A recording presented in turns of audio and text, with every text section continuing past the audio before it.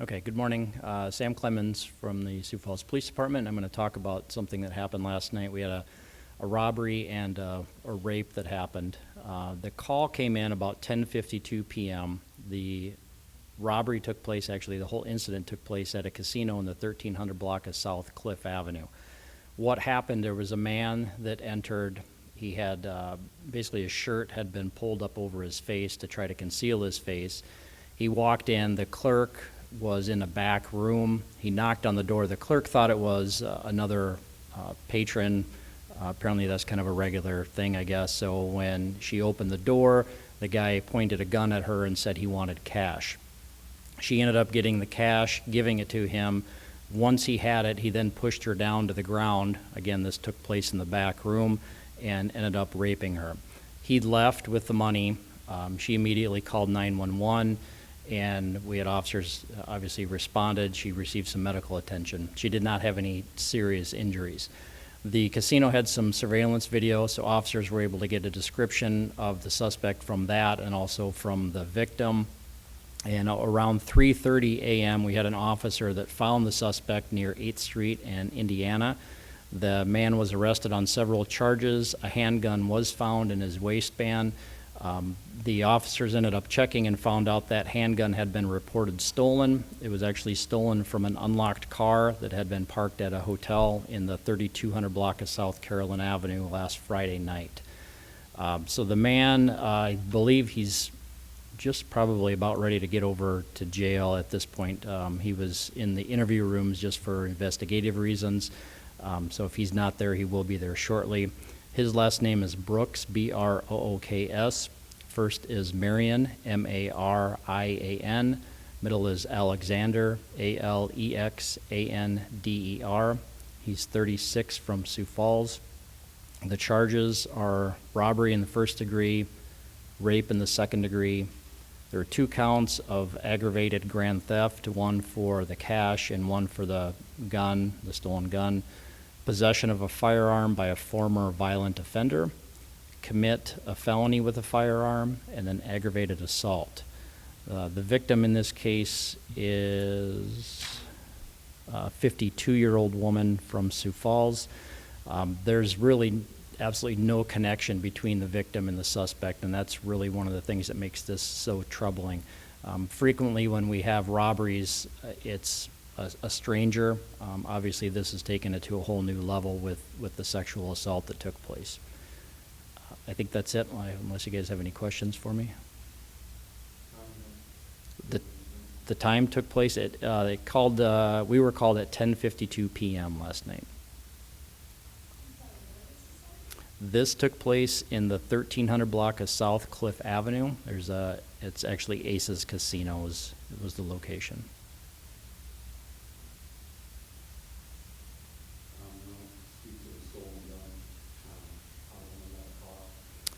Yeah, so the stolen gun out of an unlocked car, this is something that we've talked about many, many times before. It's not just guns, it's really everything. Purses, wallets, laptops, and of course guns. This is one that we kind of get a little feedback from time to time, people saying that we're victim shaming. This isn't a case of victim shaming, this is a case of trying to keep property safe, first and foremost. Second of all, we know that people look for guns in unlocked cars, and if they find those guns, they commit other crimes with them. This isn't anything new. This has been happening for quite some time. A few years ago, we had gang members that were specifically looking for guns in unlocked cars, and they were, this one happened on the east side of town, and they were basically walking up and down neighborhoods, checking car doors. I'm not sure the nature of this, if this Mr. Brooks is the person that stole the gun. Obviously he was in possession of the gun and then committed a couple of very serious felonies with it. But this is a crime that's easy to prevent. Don't leave guns in cars. Make sure you lock your cars. It can't be more simple than that.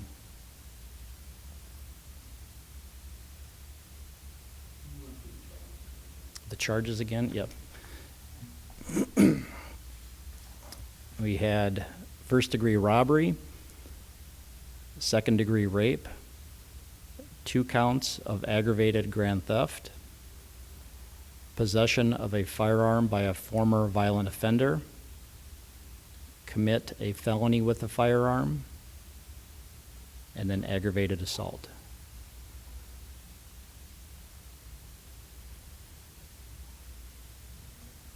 Anything else? Okay, thank you.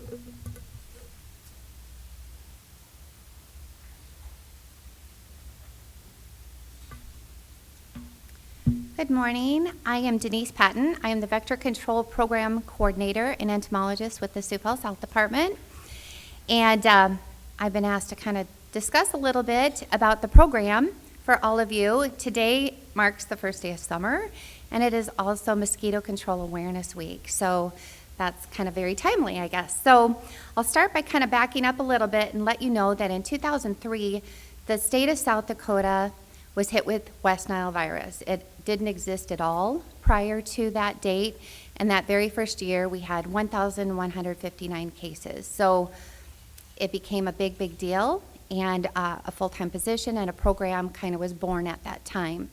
Now we are a health department, so we're obviously driven by information that is going to affect our public's health, but we also know that the summers in the state of South Dakota are very short, so we also look at our nuisance mosquitoes. If people are getting eaten alive, then we want to do something to kind of make that a little bit better too. Right now, we're kind of seeing the same thing as we would in previous years. I wouldn't say our numbers are markedly higher or lower. We're kind of about what we would expect to see. However, there have been some recent news postings and notifications indicating that both Iowa and North Dakota have now reported their first case of West Nile.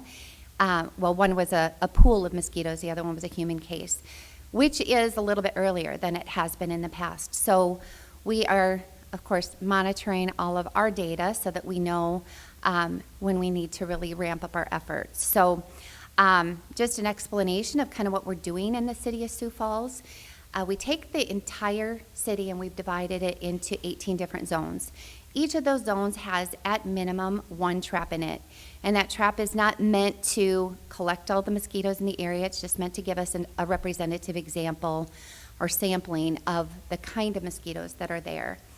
We have over 43 different kinds of species of mosquito in the state of South Dakota, but only 4 or 5 of them spread virus really readily. So we're really looking at those closely. And then there's another species called Aedes vexans that is a heavy, heavy biter, and that comes after some of our flooding and really wet events. Needless to say, we don't have a lot of that right now. We kind of started out with some moisture, and the warmth, of course, has gotten our life cycles to really move into full swing. So yes, there's mosquitoes out there along with a lot of other bugs. I know we've heard about gnats and ticks, and yes, all of them are very happy in the spring. So we started spraying last week to kind of keep control over those highly competent vector species. We haven't really seen a lot of our floodwater or nuisance mosquitoes yet, but those will come. Those come usually in the next 2-3 weeks if history repeats itself. One thing we always want to make sure people know is spraying is not all we do. That is kind of the most visual part of our program. People think, oh, you're the ones that spray. And we are the ones that spray. But we do about 80% of our work outside of our spray efforts. So we have roughly 15 people that work 8 to 5 Monday through Friday that are looking for standing water sources throughout the city.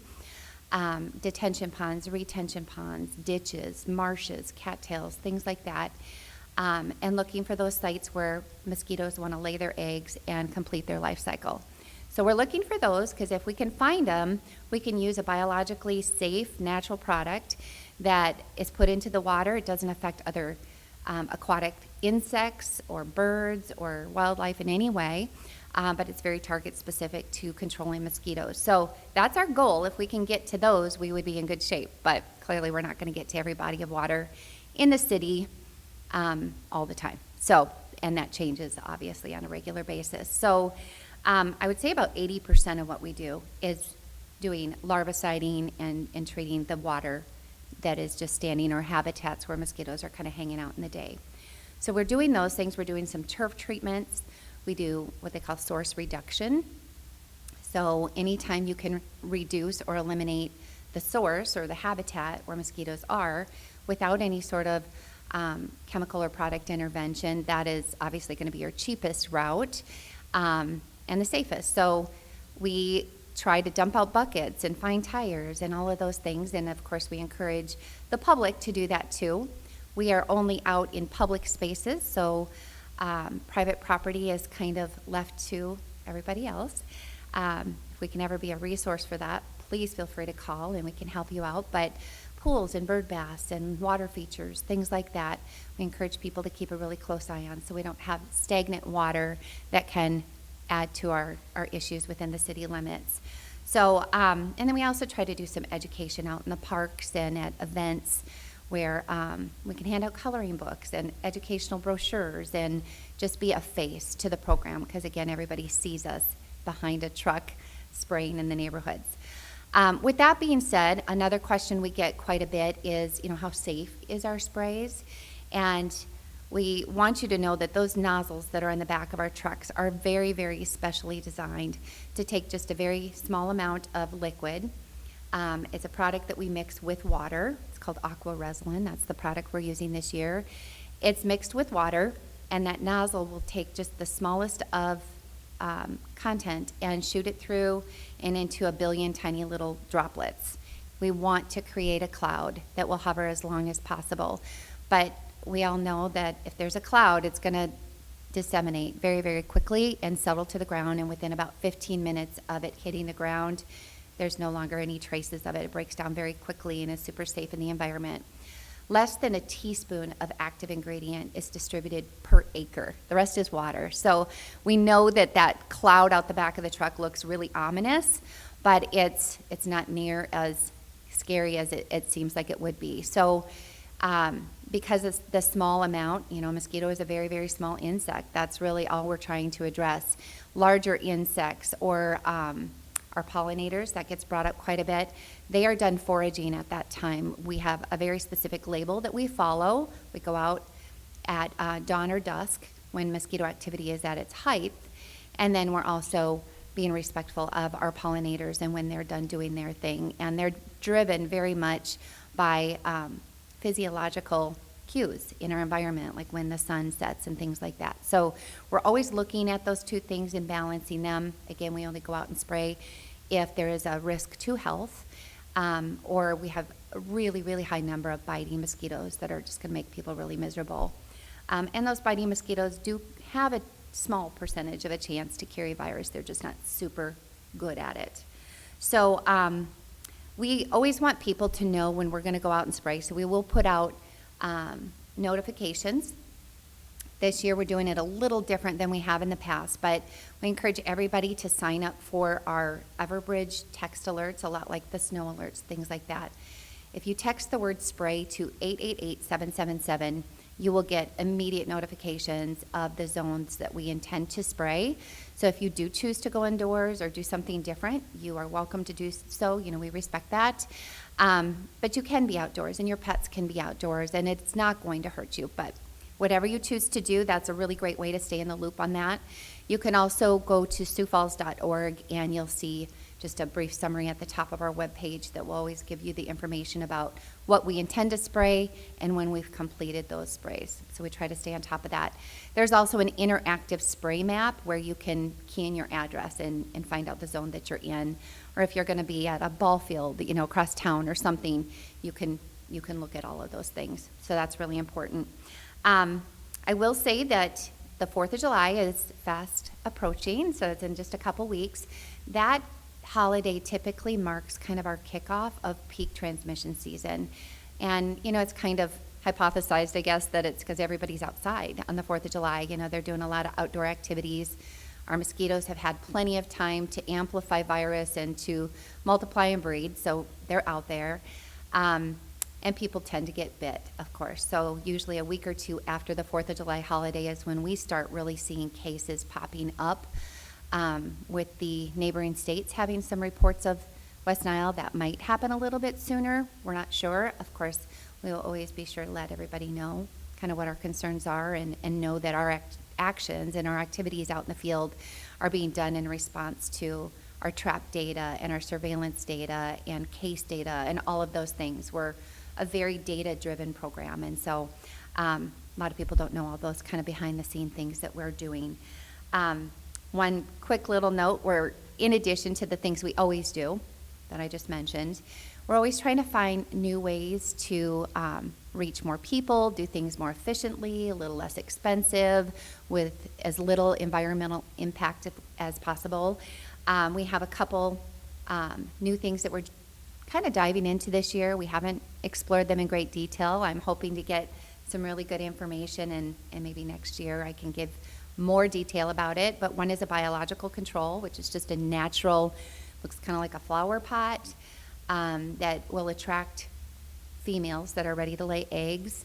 They can enter into the flower pot. They rest on the side. There's a biological control that will prevent any sort of replication of virus in her abdomen, and then she'll carry it around to all the places she goes. So she might go to a bird bath or a tire, etc., and she kind of carries that with her. So if we can utilize things like that, it complements all the other things that we're doing. So it's just a really neat, interesting thing that's been used in other parts of the country for a long time.